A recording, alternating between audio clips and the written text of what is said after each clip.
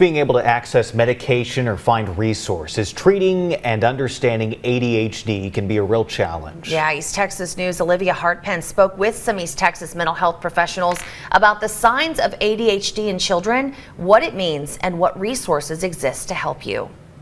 Just thinking that your child is just bad or that your child just has issues, it's good to know what you're dealing with so you can attack it. Dylan Ivory's son Ethan was diagnosed with ADHD. Dylan says that since they've been able to get that diagnosis, they've been able to get him on medication and in therapy that has helped Ethan. October is National ADHD Awareness Month, and ADHD, or Attention Deficit Hyperactivity Disorder, is a neurodevelopmental disorder that, according to the CDC, affects 11% of children in the U.S. and 6% of adults. And whether it's from stigma or accessing medication, a clinical psychologist in Nacogdoches says that for some, it can be difficult to access treatment. Whenever there's dismissal or other barriers hindering finding care, it leaves families in a bind.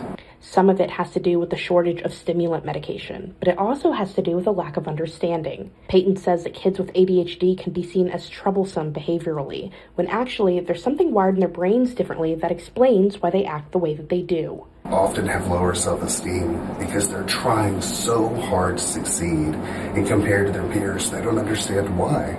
He recommends therapy and medication, to which he says is the most effective way of treating the disorder to help kids succeed. Alan Rush hosts equine therapy to help reach neurodivergent children. He says that though medication is the most viable treatment option, allowing kids that have trouble sitting still or focusing to have an outlet to be themselves makes it easier to reach them, which is important. Into that activity is oftentimes much easier for them to stay engaged, for the therapy to have an effect. Olivia Hartpen, East Texas News. Both psychologists say if you notice symptoms of hyperactivity, lack of focus, or problems with relationships, find a trusted medical professional to help you navigate the next steps.